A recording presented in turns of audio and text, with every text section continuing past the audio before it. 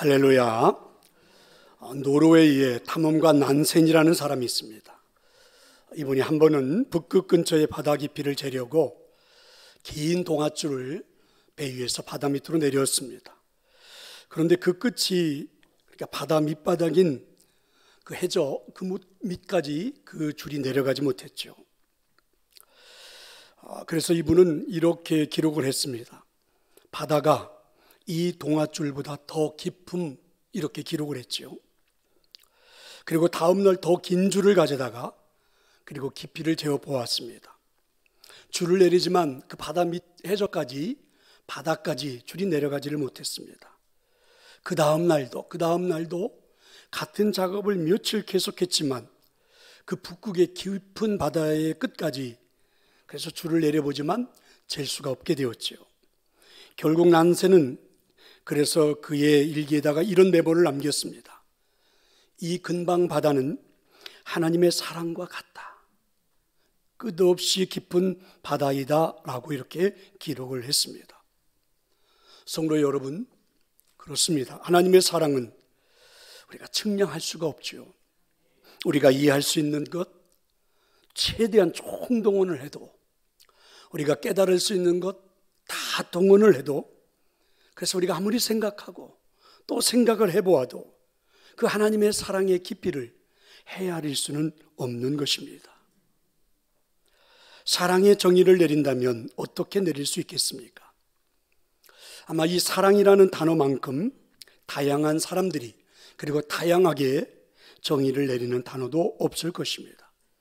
주로 젊은 사람들이 내리는 이야기들을 듣다 보면 이렇게 정의를 내리죠. 사랑은 함께 있는 것, 혹은 사랑은 손을 잡는 것, 또 사랑은 마주 보는 것, 또 사랑은 우산을 같이 쓰는 것, 이런 식의 많은 정의들을 내립니다.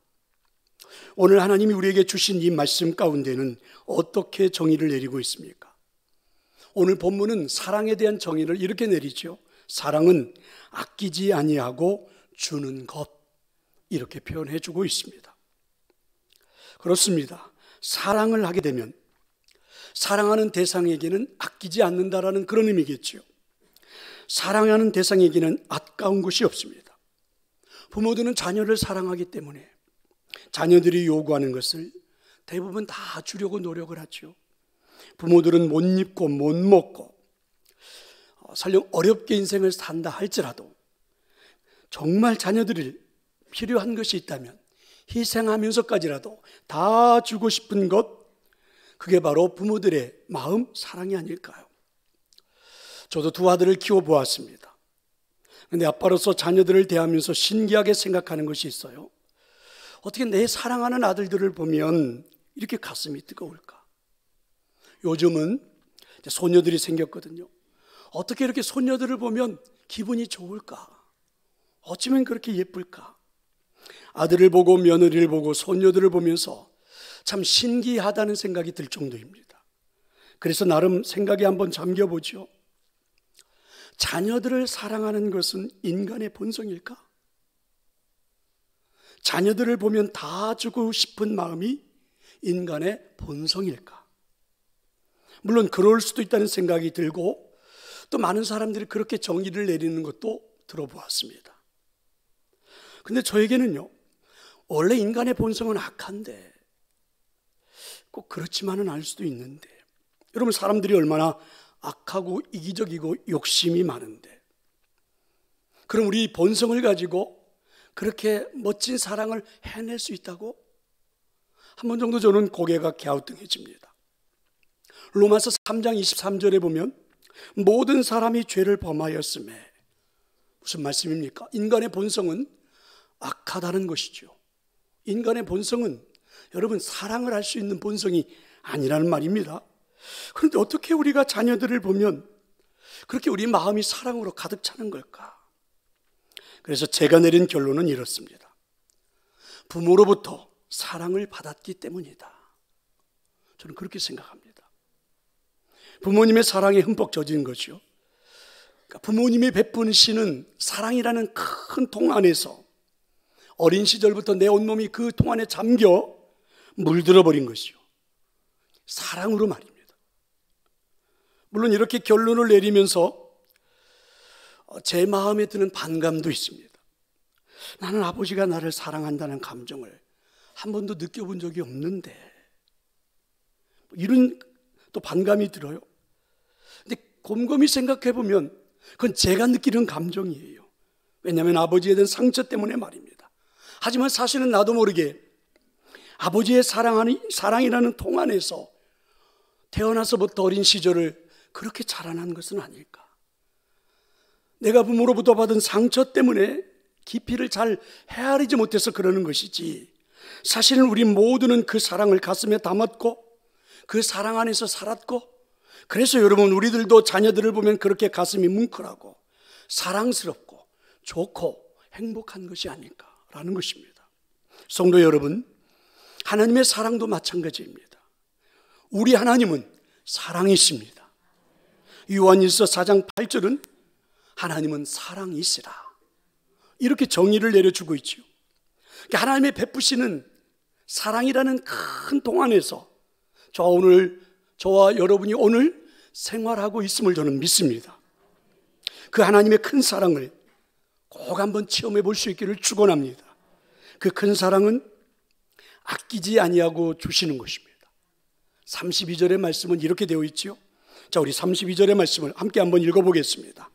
자기 아들을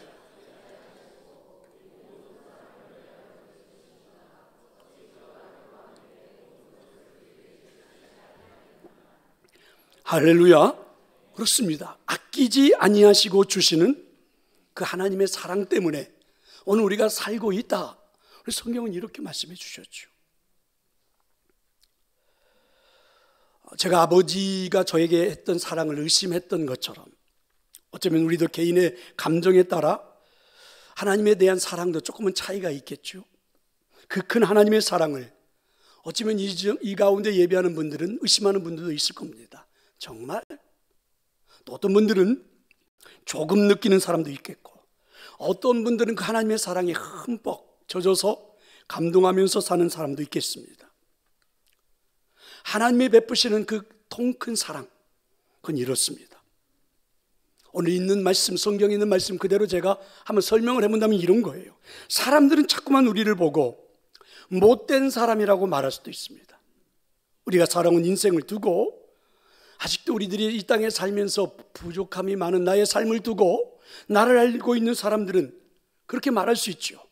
아니, 너 같은 존재가 무슨 천국에 간다고. 그런 천국이라면 나는 가지도 않겠다. 너 인생을 돌아봐. 네가 어떻게 살았는데. 이렇게 말하는 경우도 있겠죠. 또 스스로가 자신을 돌아보아도 사는 것도 변변치 못합니다. 똑똑한 것 같지도 않고 사는 게 영 그렇습니다. 누구에게 감동을 주는 인생이 되지도 못해요. 누군가에게 부러워할 만한 인생이 되지도 못해요. 어떤 때는 자신이 스스로 생각해 보아도 내 인생이 사고만 치는 것 같아요. 어떤 때는 내 입에 거친 말들이 막말들이 막 쏟아져 나오죠. 상스러운 말들이 막 나오기도 해요. 어떤 때는 내가 내 자신을 보아도 무슨 내가 이러면서 믿을 수가 없을 것처럼 여겨지는 순간도 있다는 거죠. 근데 오늘 성경은 이렇게 말씀해요. 그럼에도 불구하고 오늘 우리는 그 하나님의 통 큰 사랑 안에서 뒹굴고 넘어지고 그리고 흔들리고 하면서 살아가고 있다는 것입니다. 33절을 보세요. 누가 능히 하나님께서 택하신 자들을 고발하리요. 누가 하나님께서 의롭다고 말씀했는데 정죄를 한단 말인가? 그렇습니다. 여러분, 내가 내 자신도 정죄할 수가 없어요. 하나님이 나보고 의롭다고 말씀하셨는데, 하나님이 나보고 택한 자냐라고 말씀하는데 누가 감히 하나님의 택한 자들을 정죄할 수 있겠는가? 이렇게 오늘 성경은 말씀해 주십니다. 사실 저는 이 말씀 때문에, 이 사랑 때문에 목회하면서 성도들을 정죄할 수가 없습니다. 어떤 분들은 가끔은 제가 좀 답답해 보이는 분들도 있는 것 같아요. 저 인간을 좀 불러다가 좀 혼쭐을 좀 내주지, 신앙생활 저 따위로 하면 안 된다고 데려다 놓고 막 한번 목사님이 좀 한마디 해 주시지. 구약 성경에 나오는 선지자들처럼 막 하나님의 말씀을 들이대면서 막 경고를 좀 한번 해주지. 일리 있는 말씀처럼 느껴집니다. 하지만 저는 오늘 이 말씀 때문에, 이 사랑 때문에 그렇게 쉽게 성도들을 정죄하는 말이, 혼내는 말이, 잘 되라고 하는, 잘 살라고 하는 말이 그렇게 잘 나오지를 않습니다. 조금은 여러분 답답해 보여도 이해해 주셨으면 좋겠습니다. 그래서 가끔은 저도 오해를 받기도 하죠. 목사님, 죄를 방치하는 것 아닙니까? 라고 말입니다. 여러분, 방치하는 게 아닙니다. 저는 그분이 하나님의 사랑에 좀 흠뻑 취하기를 지금 기다리고 있는 거거든요. 하나님의 사랑에 흠뻑 취해서 하나님이 부르시는 날까지 정말 새로운 사람이 되기를 저는 기다리고 있는 것입니다. 오늘 성경은 누가 감히 하나님이 의롭다고 했는데, 하나님이 택해서 자녀라고 하는데 함부로 정죄하고 함부로 이러쿵저러쿵 말할 수 있는가? 이게 오늘 하나님의 음성이죠. 누구도 정죄할 수 없다고 말씀하신 하나님은 그러면서 우리한테 이런 팁의 말씀을 주기도 해요. 34절인데 이렇게 되어 있습니다. 죽으실 뿐만 아니라 다시 살아나신 이는 그리스도 예수시니 그는 하나님의 우편에 계신 자요 우리를 위하여 간구하는 자시니라. 자, 여러분, 이 말씀은 이런 내용이죠. 우리가 인생을 살면서 허물이 생길 때마다, 우리가 어떤 유혹에 넘어가 죄악에 빠져서 정말 몹쓸 인간이 되어질 그때, 그 순간이라 할지라도 하나님 옆에 계시는 예수님이 마치 변호사처럼, 하나님, 제가 저 사람을 십자가로 저 영혼의 죄를 감당하지 않았나요? 용서해 주세요. 이렇게 변호하시고 있다는 거예요. 이게 34절의 말씀이죠. 그럼 여전히 지금도 하나님 우편에 계신 예수 그리스도는 저와 여러분이 살아가는 인생길에서 범했던 수없이 많은 일들을 놓고 용서해 달라고 하나님에게 주님은 친히 십자가를 말씀하고 있다는 거죠. 하나님의 그 큰 사랑 안에서 우리가 신앙생활하고 있는데, 그 사랑 안에서 오늘 우리가 생활하고 있는데, 그렇죠? 누가 나를 정죄하니? 하고 하나님이 말씀해 주는 사랑, 예수 그리스도가 늘 옆에서 우리를 변호해 주고 있는 그 사랑, 그 사랑 안에서 우리가 신앙생활하고 있는데 누가 그 사랑에서 끊을 수 있겠느냐? 오히려 반문하는 겁니다.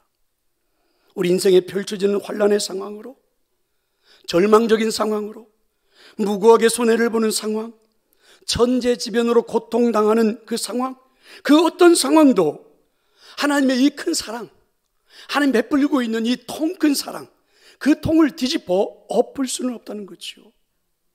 오늘도 우리는 그렇게 큰 사랑을 입고 살아가고 있는 것입니다. 이게 바로 신앙생활입니다. 믿으시기를 축원합니다. 하나님 우편에서 우리를 위해 변호하시는 예수님의 이야기는 참 힘이 있죠. 그 예수님의 이야기를 조금 더 해본다면 이렇습니다.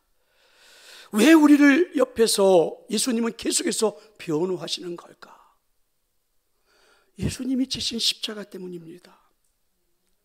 어떤 재물보다도 가장 비쌌던 값비싼 예수님의 어린 양 그 재물 때문에 그렇죠.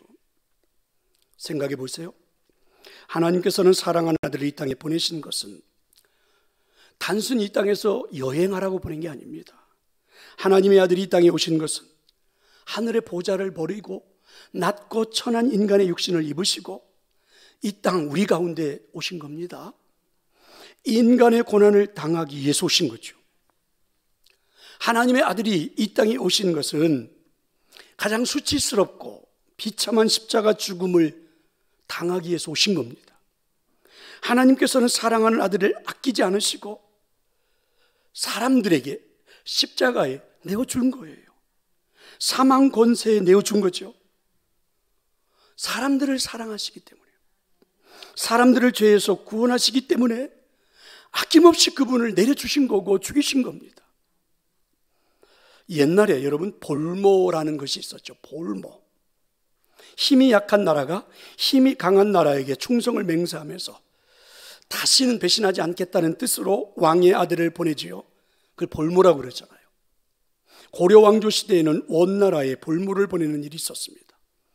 조선 왕조 시대에는 청나라에 볼모를 보내는 일이 있었고, 대한제국이 일본에 패망한 뒤에는 고종 황제는 그 아들을 일본으로 볼모로 아들을 보내야만 했습니다. 아들을 볼모로 보내면서 다시는 그 아들을 볼 수 없는 경우도 찾아오지요. 물론 볼모로 가는 그 아들이 죽는 건 아닙니다. 그리고 우리가 드라마나 이런 걸 보지만 그 나라에 볼모로 간 아들이 그렇게 막 비참하게 살진 않아요. 못 먹고 못 입는 것도 아니에요. 하지만 내 나라 내 왕궁에서 화려하게 살던 그 아들을 남의 나라에 볼모로 보내는 것은 부모에게는 정말 가슴 찢어지는 아픈 사연입니다. 다시는 못 볼 곳으로 보내는 것, 하지만 나라를 살리기 위해서 어쩔 수 없이 볼모로 보내는 거죠. 요즘 여러분 아들을 군대 보낼 때에 부모들이 눈물을 흘리는 것, 아마 여기 경험자들이 많이 있지요. 생각해 보면 그래서 잠시 요즘은 2년도 안 되더라고요. 한 1년 몇 개월 있다가 돌아오는데 군대에 보내는 아들을 생각하면 왜 눈물이 납니까? 고생할 것이 생각나서 눈물이 흘리지요. 여러분 결혼식 때 보면 딸을 시집 보내는 부모들이 눈물을 흘리는 것을 가끔 보게 됩니다. 남자들이 대부분 눈물을 잘 흘리지 않는데 이상하지요. 딸을 시집 보내는 아빠들은요, 눈물을 철철 흘리는 분들이 간혹 있더라고요. 시집 가는 딸도 눈물을 너무 많이 흘려서 어떤 때는 제가 주례하기가 좀 민망할 정도로 그런 경우도 있습니다. 생각해보면 죽으러 가는 것도 아니잖아요. 못 보는 것도 아닙니다. 그런데 부모님들이 울어요. 하나님께서는 그 아들을 이 땅에 보내시는 것은 군대에 보내는 정도가 아닙니다. 시집 보내는 정도도 아니에요. 볼모로 보내는 정도가 아닙니다. 하나님께서 아들을 이 땅에 보내신 것은 높고 높은 곳에서 낮고 낮은 천한 이 땅에, 그것도 십자가에 죽으라고 보내는 거죠. 성도 여러분, 예수님은 그렇게 십자가를 통해 하나님의 큰 사랑의 통을 저와 여러분에게 만들어 주신 겁니다. 그리고 그 사랑의 큰 통 안에서 지금 저와 여러분이 살고 있는 거죠.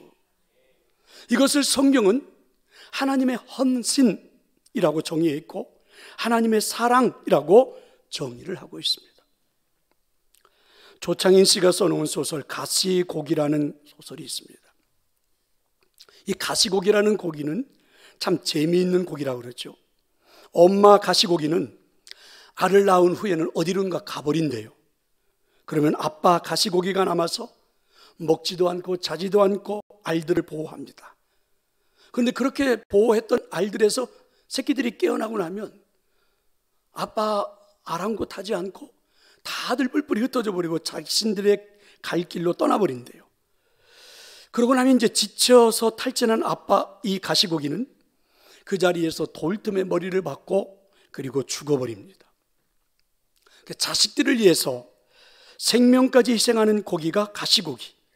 그래서 이 가시고기를 하나의 모티브로 해서 아들을 살리기 위해서 자기를 희생하는 아버지 이야기를 쓴 소설이 바로 가시고기라는 소설이죠. 성도 여러분, 생각해 보면 사실 우리는 하나님의 그 사랑으로 살고 있는 것입니다. 서두에 제가 말씀을 드렸는데 사실은 제가 아버지에 대한 상처 때문에 어쩌면 부모님의 사랑에 대한 왜곡된 감정을 가지고 의심하면서 살아온 것 사실입니다. 하지만 지금 느껴보면 내가 우리 자녀들을 그렇게 사랑하는 것은 내 안에 그래도 부모님이 나를 사랑했던 그 사랑이, 부모님의 사랑이 내 안에 존재하기 때문이다. 그런 거 아닙니까? 내 안에 존재하는 그 사랑으로. 그래서 여러분 지금도 자녀들을 보면 가슴이 뜨겁고 뭉클하고 행복하고 즐겁고 삶의 보람도 느끼고 하는 거죠. 성도 여러분, 우리에게 나타나는 하나님의 사랑도 똑같다고 생각합니다. 여러분이 신앙생활 하다 보니까 상처도 받지요. 여러분이 개인적으로 인생을 살아오다 보니까 험난한 일들을 겪으면서 하나님이 살아계신가? 이러면서 오해도 하기도 하지요. 왜곡되기도 합니다. 하지만 여전히 우리 영혼에는 하나님의 사랑이 존재하고 있습니다. 그래서 예배하면서 가끔은 우리 가슴이 그 하나님의 사랑 때문에 뭉클하기도 하죠. 설교를 들으면서 하나님의 사랑이 내 안에 존재하고 있기 때문에 눈물도 흘리고, 우리가 하나님을 향하여 아버지하고 기도할 수 있는 길도 열려지고, 봉사하면서 즐거운 경우가 있잖아요. 왜 그렇습니까? 우리 안에는 여전히 하나님의 사랑이 존재하고 있다는 것입니다. 믿으시기를 축원합니다. 미국의 어떤 교회에서 초등학생들을 놓고 세례식을 하게 되었어요. 그럼 이제 세례를 베풀기 전에 문답을 하잖아요. 그러면 이제 이 문답을 하기 위해서 아이들을 선생님이 이제 잘 가르쳤단 말입니다. 목사님 이런 질문을 하면 이렇게 대답을 해라 해서 이제 아이들에게 가르친 다음에 이제 문답 시간이 됐습니다. 그래서 목사님이 조지, 너를 하나님의 사랑에서 끊어놓을 것이 무엇이니? 이렇게 질문을 했습니다. 그러면 이제 선생님이 가르쳐 준 대로 오늘 우리가 읽었던 로마서 8장 38절, 39절 이것을 대답하면 돼요. 그래서 조지라는 아이가 확신에 차서 이 성경의 말씀을 암송한 대로 그리고 대답하기 시작했습니다. 사망이나 생명이나 전사들이나 권세자들이나 현재일이나 장래일이나 능력이나 높음이나 기쁨이나 다른 아무 피조물이라도 저를 그리스도 예수 안에 있는 하나님의 사랑에서 끊을 수 없을 것입니다. 아이가 이렇게 또박또박 잘 대답을 했어요. 이 아이의 대답을 듣고 있는 부모들은 굉장히 마음이 흐뭇했겠지요. 그리고 이제 이 아이를 가르쳤던 선생님도 미소를 지으면서 흐뭇했습니다. 그 다음에 또 다른 아이에게 똑같은 질문을 던졌는데 아이들마다 다들 또박또박 오늘 이 로마서 8장 38절 39절의 말씀을 잘 대답을 했습니다. 그런데 이제 마지막으로 레이첼이라는 아이 하나가 남게 되었습니다. 근데 이 아이는 정신지체 아이였습니다. 다른 아이들보다 지능이 떨어진 아이죠. 이 아이 차례가 되었을 때에 이 아이를 가르쳤던 선생님, 함께 세례를 받는 친구들, 그리고 그 아이의 엄마까지 전체가 다 긴장이며 술렁이기 시작했습니다. 과연 이 아이가 로마서 8장 38절 39절의 말씀을 다 암송해서 확신에 찬 말로 대답을 할 수 있을까? 대부분 다 의심했기 때문에 술렁이었겠지요. 레이첼에게 물었습니다. 레이첼, 무엇이 너를 하나님의 사랑으로부터 끊게 될까? 하나님의 사랑에서 너를 끊어버릴 수 있는 것이 무엇일까? 이렇게 물었습니다. 그랬더니 이 아이가 잔잔히 미소를 지으면서 천천히 대답을 했습니다. Nothing. 아무것도 없습니다. 이렇게 이 아이가 대답을 한 거죠. 나를 하나님의 사랑에서 끊을 수 있는 것은 이 세상에 nothing, 아무것도 없습니다. 아무것도 없습니다. 여러분, 그 앞에 있는 아이들이 성경의 말씀을 꼬박꼬박 암송해서 한마디 한마디 대답했던, 확신에 찼던 그 말씀보다도 이 아이의 한마디가 모든 이들의 가슴을 뜨겁게 감동을 시켰죠.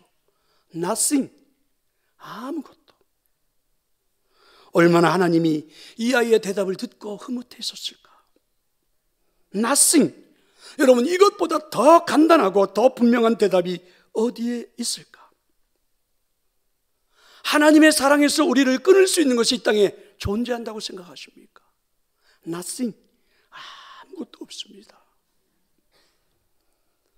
그 하나님의 사랑, 어떤 것도 우리에게서 끊을 수 없는 그 하나님의 사랑을 우리가 힘입고 살아가는 인생이라면 이제 또 하나, 우리는 어떻게 살아야 하는 겁니까? 하나님의 사랑을 받은 우리에게 오늘 본문은 하나님이 요구하시는 것이 있다고 선포하죠. 여러분, 그게 무엇입니까? 그 사랑 안에서 살고 있는 우리에게 요구하고 있는, 하나님이 요구하고 있는 것이 무엇입니까? 37절입니다. 그러나 이 모든 일에 우리를 사랑하시는 이로 말미암아 우리는 넉넉히 이기느니라. 우리가 넉넉히 이긴다. 세상을 이길 수 있다는 거죠. 그러니까 하나님의 사랑을 가지고 세상의 헌신자로 살아가기를 하나님 우리에게 요구하시는 겁니다. 하나님의 사랑으로, 변함없는 사랑으로 넉넉히 이길 수 있는 세상을 만들어 주었으니까 하나님 우리한테 원하시는 것이요, 너도 그 십자가를 지고 헌신자로 살아보라. 여러분 반드시 이길 테니까, 이런 말씀입니다.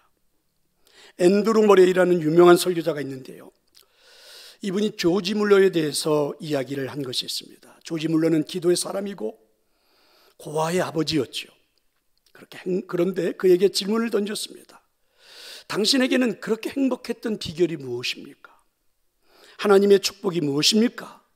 이렇게 질문을 던졌더니 조지 물러가 대답을 했습니다. 나는 하나님의 그 사랑을 깨달아 알게 되어서 나도 하나님께 온전히 헌신하는 삶을 살 수 있었던 것, 그게 내 인생의 가장 큰 행복이었습니다.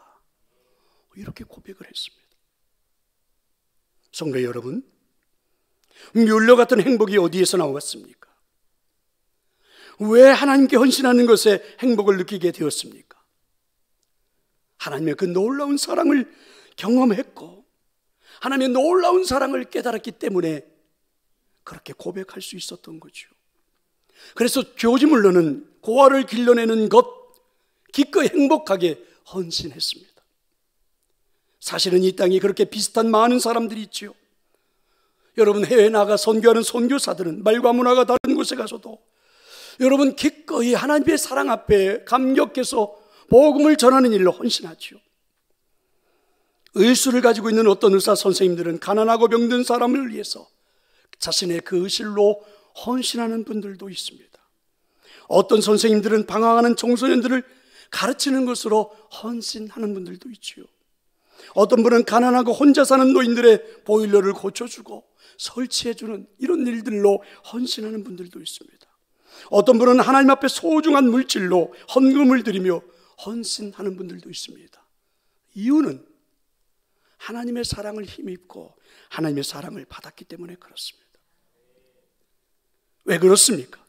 하나님의 사랑이 우리 안에서 꿈틀대면 될수록 그 사랑은 역동적으로 움직이기 때문에 그렇습니다. 우리에게 헌신하라고 말입니다. 이것을 성령 하나님이 우리에게 헌신하며 살라고 요구하는 겁니다. 여러분, 하나님이, 성령 하나님이 우리에게 요구하는 그 헌신의 사랑을 여러분 수용하시겠습니까? 꼭 그렇게 할 수 있기를 축원합니다. 어느 마을에 떠벌리기를 좋아하는 농부가 있었죠. 교회에서도 믿음이 좋은 것처럼 말하고 다녔습니다. 하루는 친구가 물었습니다. 여보게, 자네에게 소 10마리가 있다면 한 마리를 하나님께 바칠 수 있겠는가? 농부는 당연한 듯이 대답을 했죠. 물론이지. 소가 10마리가 있으면 그 가운데 한 마리는 내가 하나님께 11조로 드려야지. 그런데 사실 나에게는 소가 한 마리도 없다네. 친구가 다시 물었습니다. 그렇다면 자네에게 말이 10마리가 있으면 그 가운데 한 마리는 하나님께 바칠 수 있겠는가? 농부가 대답을 하죠. 물론 하나님이 원하시는 일이라면 당연히 드려야지. 근데 내게는 말이 한 마리도 없어. 어떻게 해? 친구가 마지막으로 농부에게 물었습니다. 자녀에게 돼지 10마리가 있으면 그 가운데 한 마리는 하나님께 바칠 수 있겠는가? 그랬더니 갑자기 이 농부의 얼굴이 새빨개지더니 당황하면서 오히려 반문하기 시작했습니다. 아니 자네, 며칠 전에 우리 집에 돼지가 새끼 10마리를 낳은 걸 어떻게 알았어? 아무도 모를 줄 알았는데. 여러분, 내가 가지고 있는 돼지 한 마리도 하나님께 드리지 못하는 믿음이, 여러분 소나 말이면 하나님께 드릴 수 있는 헌신이 가능할까? 그 하나님의 그 큰 사랑을 힘입고 살고 있는 현재 일상의 삶에서 여러분, 내게 주어진 삶의 자리에서 우리들이 헌신의 자리에 서볼 수 없다면, 여러분 그렇게 우리들이 헌신의 인생을 살아갈 수 있겠는가? 성도 여러분, 우리 그리스도인 누구든지 하나님으로부터 받은 은사, 재능, 그리고 내가 소유한 것, 내 직업, 이 모든 것들로 하나님 앞에 헌신할 수 있습니다. 나에게 주어진 것, 내가 소유한 것, 그리고 여러분 내가 가진 재능, 내가 가지고 있는 이 모든 것들은 나 자신만을 위해서 사용하라고 하나님이 주신 것은 결코 아니죠. 하나님의 영광을 드러내라고, 하나님의 영광을 드러내라고 하나님 우리에게 주신 것입니다. 다르게 표현해보면 하나님의 영광을 드러내는 헌신의 자리에 서 보라고 하나님 우리에게 오늘도 그런 은혜 주시는 것 아닙니까? 바라기 있는 성도 여러분, 3월입니다. 매년 우리 기독교인들에게 돌아오는 사순절의 절기, 한 발 한 발 한 번 걸어가고 있는데요, 여러분 주님처럼 오늘 하나님 주시는 이 말씀처럼 이 명령에 순종하는 것처럼 헌신의 자리에 서 볼 수 있기를 저는 축원합니다. 그 자리가 설령 어떤 자리이든지 간에 여러분 작고 크고 위대하고 놀랍고 사실은 헌신의 자리는 그렇지 않습니다. 어디든지 한번 서봐야 하는 거겠죠. 여러분 꼭 한번 이 하나님의 음성이 여러분의 가슴에 들려줬다면 마다하지 마시고 외면하지 마시고 그 헌신의 자리에 서서 여러분의 삶이 기꺼이 하나님께 드려지는 헌신의 삶, 그리고 하나님의 영광을 드러내는 삶이 될 수 있기를 축원합니다. 이제 우리 함께 찬양하도록 하겠습니다.